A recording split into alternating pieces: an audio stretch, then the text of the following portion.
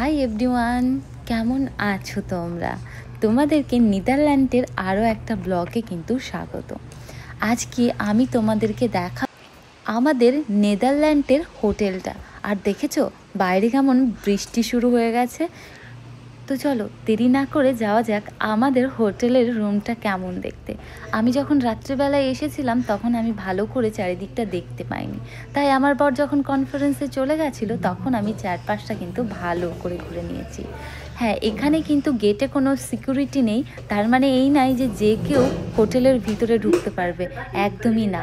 এই যে লিফটে আমার রুমের কিটাকে এখানে টাচ করতে হবে, তারপরে আমি যে ফ্লোরে যাব সেই ফ্লোরের নাম্বার টিপতে হবে, তবেই কিন্তু লিফট উঠবে, না হলে কিন্তু লিফট চলবে না। এই সিস্টেমটা একদমই ইউনিক, মানে এর জন্য এক্সট্রা কোনো সিকিউরিটিরও প্রয়োজন নেই, আবার যে কেউ ওপরেও চলে আসতে পারবে না। তোমাদেরকে দেখায় হোটেলটার চারপাশ থেকে ভিউটা কীরকম আসছে।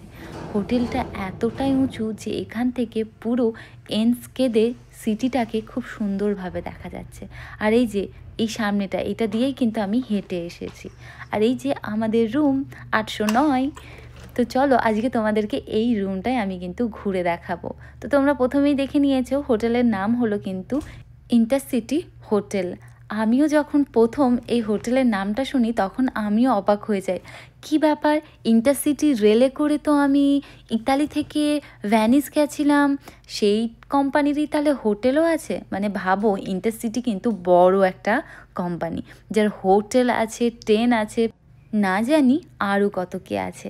তো এটাই হলো কিন্তু আমাদের রুম। আর এখানে দেখেছো লাইটগুলোকে ঠিক কতগুলো মুডে জ্বালানো যায়, যেটা আমার কিন্তু ভীষণই ভালো লেগেছে। আর এখানে রয়েছে পেন খাতা কিছু লেখার জন্য, সাথে রয়েছে কিন্তু টেলিফোন। আমি একবার ইতালিতে হোটেলের টেলিফোনটা এমনি জাস্ট কানে ধরেছিলাম, জানি না আমার সঙ্গে ভুলবশত কিছু নাম্বার লেগে গেছিলো কি না। হঠাৎ করে দেখছি, মানে হয় না, ওখানকার কোনো স্টাফ এসে আমাকে জিজ্ঞাসা করছে আপনার কিছু কি চাই। তখন আমি বুঝতে পারলাম আচ্ছা আমি তখন ফোন করেছিলাম, তার মানে তখন ওটা রিং হয়ে গেছিলো। এনিওয়ে সেই জন্য আজকের আমি ফোনটাকে তুললাম না। আর এই রুমটার সব থেকে বেস্ট জায়গা হলো এই বড় জানালাটা, যেটা কিন্তু ভীষণই সুন্দর। আমি যখন প্রথম ঘুম থেকে বাইরের ভিউটা যখন দেখলাম আমার তো দারুণই লেগেছিল, আমি শুধু দেখতেই থেকে গেছিলাম। আর এই এনস্কেদে শহরটাকে না পুরো প্ল্যান করে বানানো, আর এর কালারটা খুবই সুন্দর। আকাশটা ঠিক যেমন নীল, বাড়িঘরগুলো ঠিক তেমনই কালারফুল। আর এই যে এটা হলো কিন্তু বাথরুম। আর এখানে সবথেকে আমার বেশি ভালো লেগেছে এখানকার হেয়ার ড্রায়ারটা, যেটা কিন্তু ভীষণই ভালো ছিল।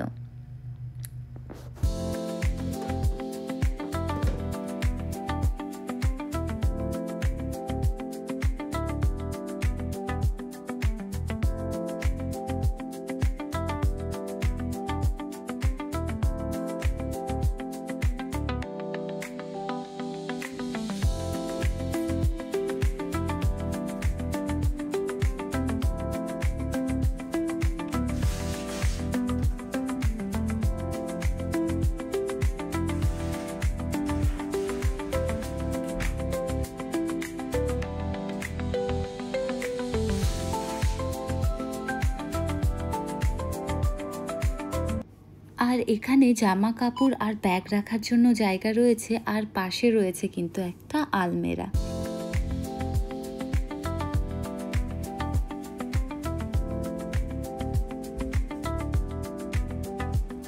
আর কি আছে দেখা যাক।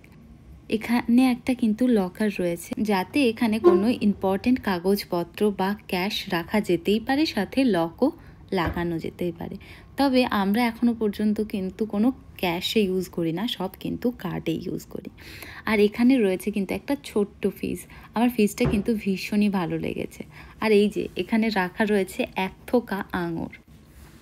আমি যখন কালকে রাত্রে এসেছিলাম তখন যখন আমি প্রথম এলজির টিভিটা দেখি তখন আমার কিন্তু ভীষণই ভালো লাগে, কারণ আমাদের বাড়িতে যতগুলো টিভি এসেছে সবই কিন্তু ছিল এলজির।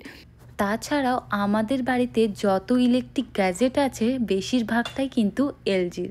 আর এখানে রয়েছে ইলেকট্রিক কেটলি, সাথে দুটো কাপ আর কিছু কফি পাউডার, সাথে রয়েছে কিন্তু গুঁড়ো মিল্ক আর সুগার, মানে যাতে গেস্ট নিজের কফি নিজে বানিয়েই খেতে পারে।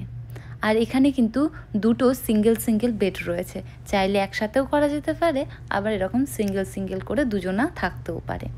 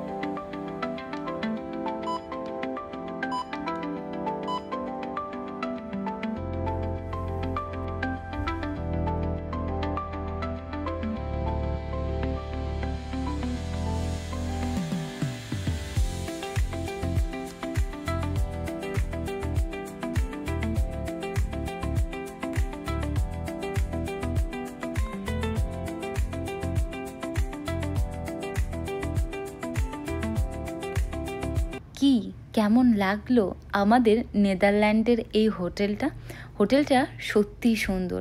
আর এই হোটেলের এই রুমটাকে আরও বেশি সুন্দর করে তুলেছে এই বড় জানালাটা, যেটা দিয়ে পুরো এনস্কেদে সিটিটাকে খুব সুন্দরভাবে দেখা যাচ্ছে।